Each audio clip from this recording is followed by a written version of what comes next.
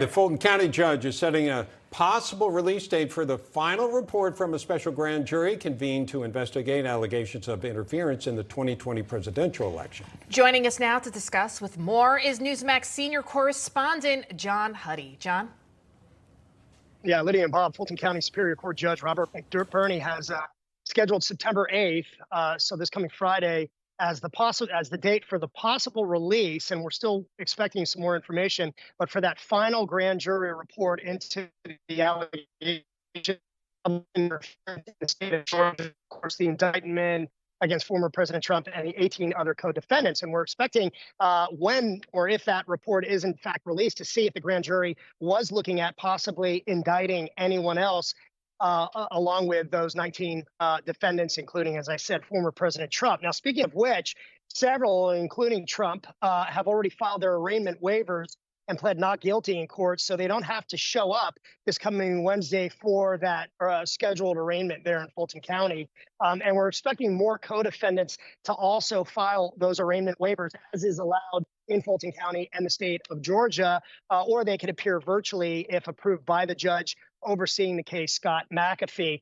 Rudy Giuliani reportedly filed his arraignment waiver and pled not guilty on Friday, along with co-defendants Sidney Powell, who you see there, and Kenneth Chesborough, who also, by the way, filed motions to separate their cases from the others and also for a speedy trial. And that said, former President Trump's legal team also filed a motion to separate his case for any of the defendants looking for a speedy trial. That right now being, as I mentioned, Powell and Chesborough. And Chesborough, by the way, is the only defendant right now scheduled to go on trial October 23rd, which is when Fulton County DA Fannie Willis wants all of the defendants to go on trial there. She has a motion forward. So we're expecting the judge to rule on that. We're expecting another very busy week ahead, Bob and Lydia, once court resumes tomorrow after the Labor Day weekend. All right, John Huddy, thank you.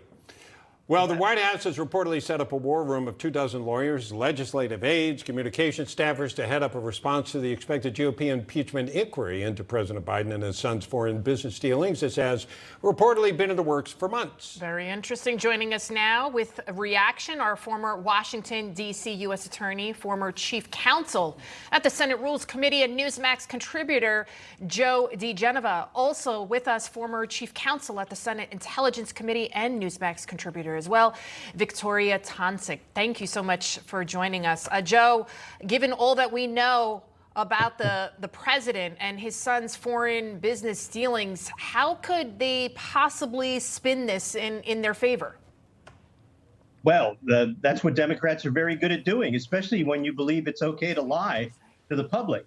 They've already indicated that they're going to say there is no evidence of any wrongdoing by the president or his family, which is completely inconsistent with the public record. We already have evidence of bribery and conspiracy and extortion under the Hobbs Act. So I think what they're going to do is they're just going to be dishonest with the American people, but they're going to be very, very good at it. They're going to be very well organized, and they're going to have quick response teams. The Republicans have to be ready to counter it with an equally superb bunch of people. Victoria, let me ask you a different question. You just heard, I'm hoping you heard the report John Huddy just gave.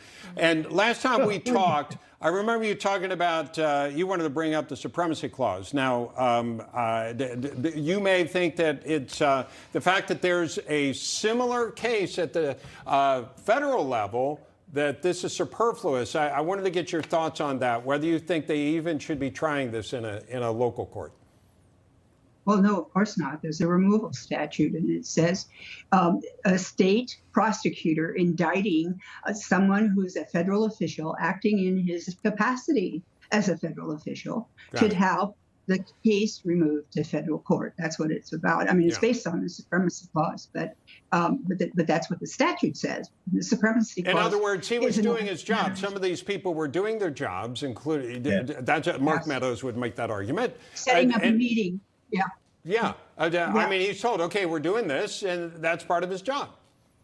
But by the way, Bob, something really fascinating. You just had a report which says on this Friday, the judge, I think it's McBurney, is going to release the Fannie Willis investigative grand jury report. McAfee, now, maybe? If that's true, and if that's going to happen, that is massive pretrial publicity, which will be used to the detriment of the 19 defendants. That's absolutely outrageous. That is the government trying to hijack the public information process after an indictment has already been brought. I don't think there's any way that should be allowed. If I were the Trump people, I'd go to federal court and get an injunction to stop the publication of that report. That's going to interfere with the jury selection.